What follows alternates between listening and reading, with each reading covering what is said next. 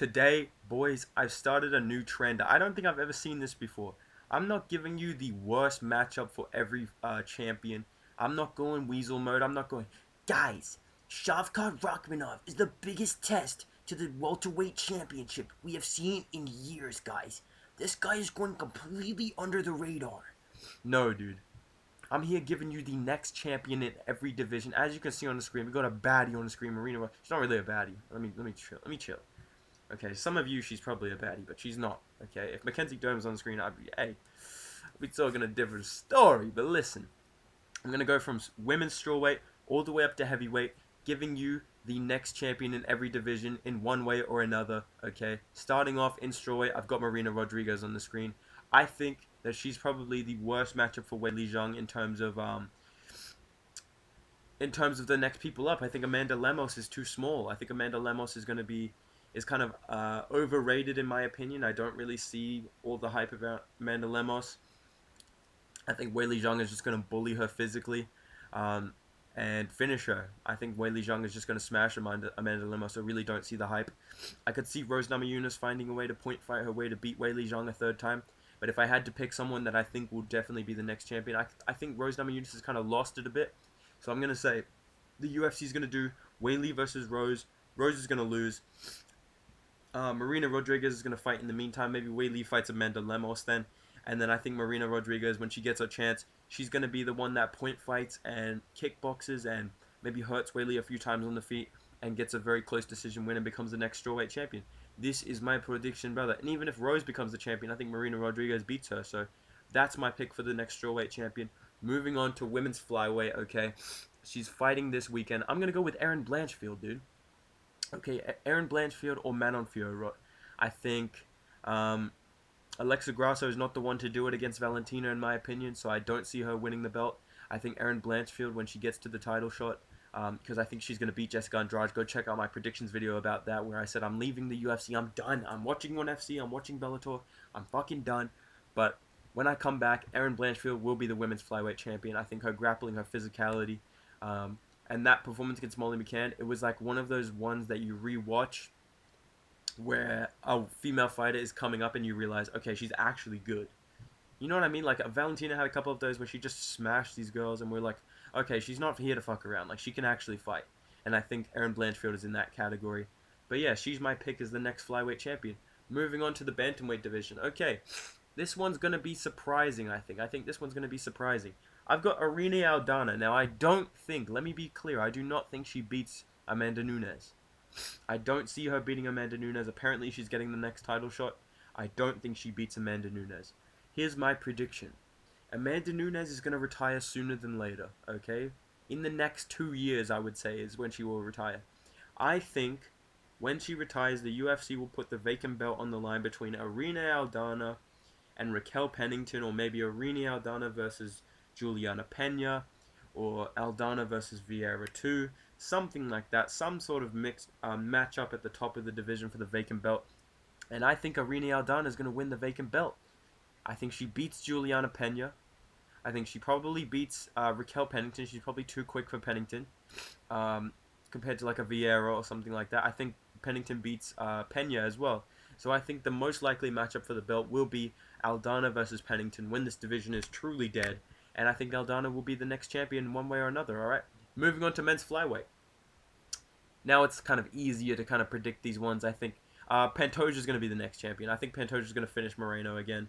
I've said this from day one. I've stayed 10 toes down on this prediction.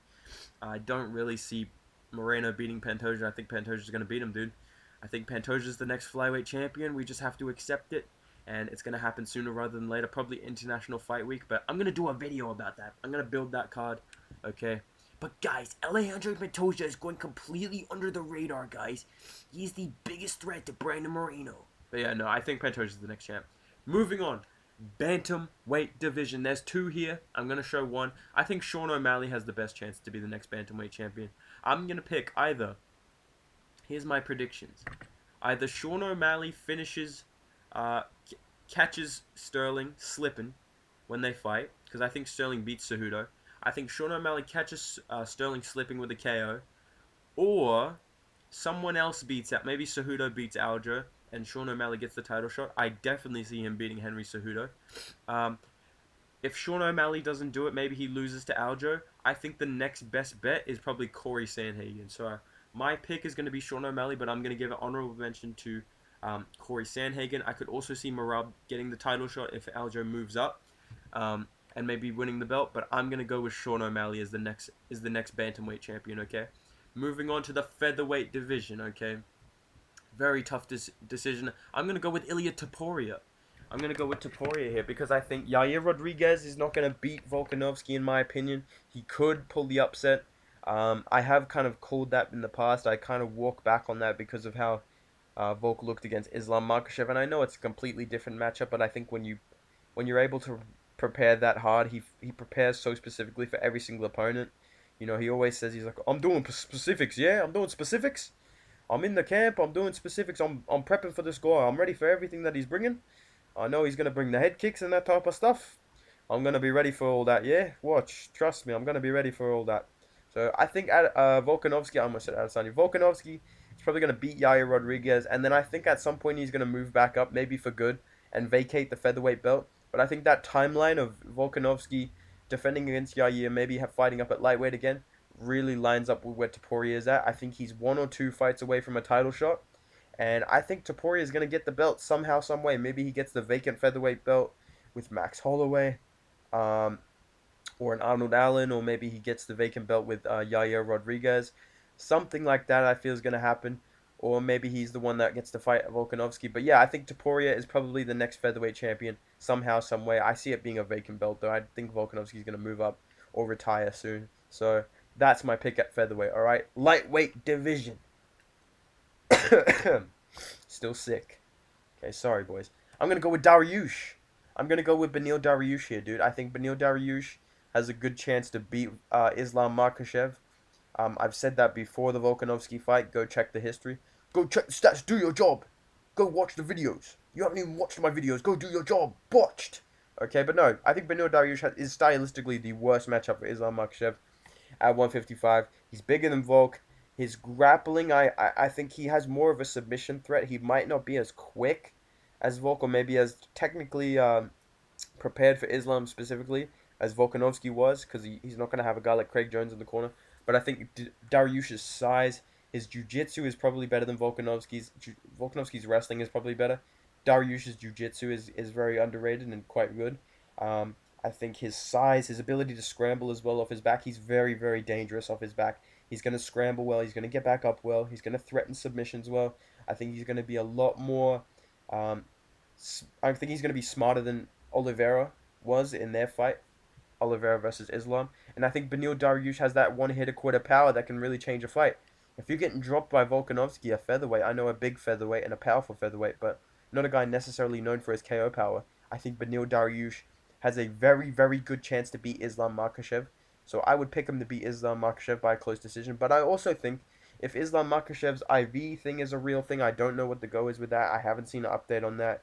There's no evidence. I don't want to jump to conclusions. But if somehow that goes south and there's a USADA suspension or the title is vacated, I can see Beneil Dariush versus Charles Oliveira being for the vacant belt. And I think Beneil Dariush is going to be the next lightweight champion, okay? Moving on to the welterweight division. This one's going to be controversial. I'm going KAMARU Usman. I think Usman beats Leon Edwards in London. I've changed my mind. I was going to pick Edwards, but I've changed my mind. I think Usman wins. I think Usman wins a decision. Um, I think he's coming back for his belt.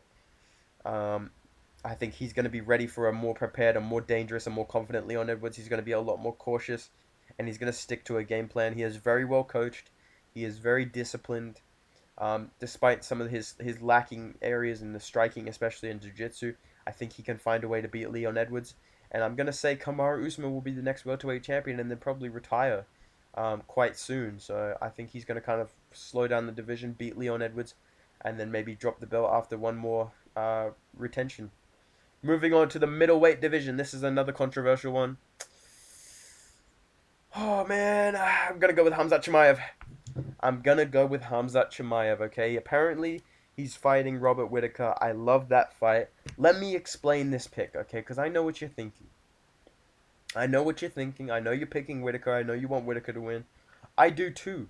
I think Whittaker has a very, very good chance to beat KHAMZAT CHIMAEV, and I would probably lean Robert Whittaker to win that fight by close 48-47, like war decision. However, I don't see Whittaker beating Alex Pereira.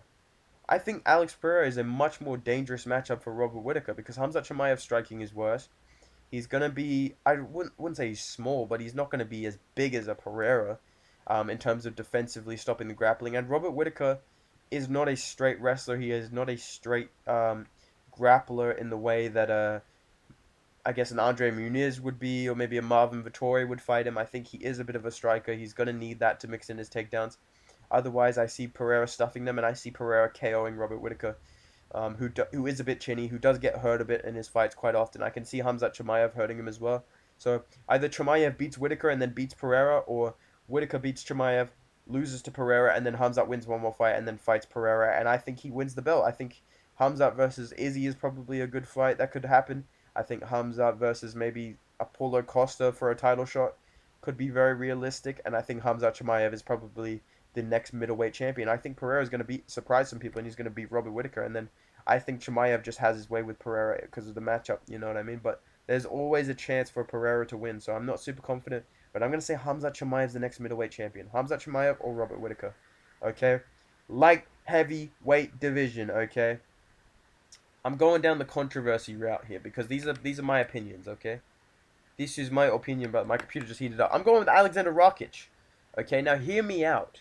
I know Yuri Prohaska is going to be next for the belt. I know Rakic is injured.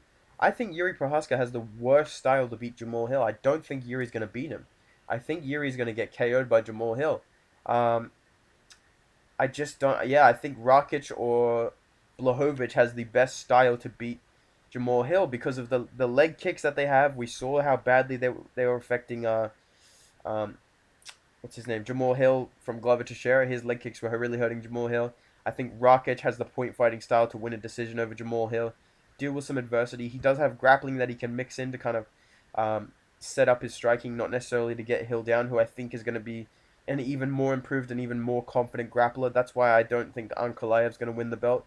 And Yuri Prohaska, I think, is going to get KO'd by Jamal Hill, unfortunately. I really like Yuri Prohaska, but I think Jamal Hill is going to KO him. I think Yuri beats pretty much everyone else at light heavyweight. It's weird. I think Yuri beats Rakic. He beats a Blachowicz, but I think those two guys have the best style to beat Jamal Hill. So I'm going to say Rakic will be the next light heavyweight champion, or Jan Blachowicz. The only reason I don't have Blachowicz is because I think he loses to Ankalaev. But I think Rakic comes back, wins one fight, and he's already at number 5, or number 4, sorry. And I think he'll get a title shot in the kind of like, I wouldn't say empty, but I would say wide open light heavyweight division. Rakic will be the next champion, in my opinion, and we're all going to be very bored and very disappointed, okay? Last one, we're going to go to the heavyweight division, okay? I'm going to go with John Jones, okay? I think I said it on the MMA Dynasty podcast with Lucas Tracy. Go check that out. I think Jones is going to find a way to beat Cyril Gane. I think he's going to find a decision victory over Cyril Gane. I think it's going to be a very close fight, a very technical fight, a very exciting fight. I'm not going to say a robbery for John Jones, but I think we're going to be debating kind of the scorecards. But in my opinion, I think John Jones is going to find the openings in Cyril Gane's game with his ducking his head and hitting and moving his head away. And I think John Jones is going to be the next heavyweight champion. And the UFC is going to put him at pound for pound number 1, even though in my opinion Volkanovski should still be pound for pound number 1, even if Jones wins. But these are my picks, okay? Let me know down below. Do you agree? What do you disagree with? Let me know down below. Drop a like. Subscribe if you enjoyed the video. Subscribe for more video ideas like this. I'm trying to upload daily, alright? I'm going to stick with it even when I'm fighting. Even when I'm at school, okay? I'm still fucking consistent. I'm grinding, yeah? So make sure you subscribe. Follow me on Instagram at Bedtime MMA, and follow me on Twitch, twitch.tv/bedtimemma. I'll see you in the next video, boys. Have a good one. Goodbye.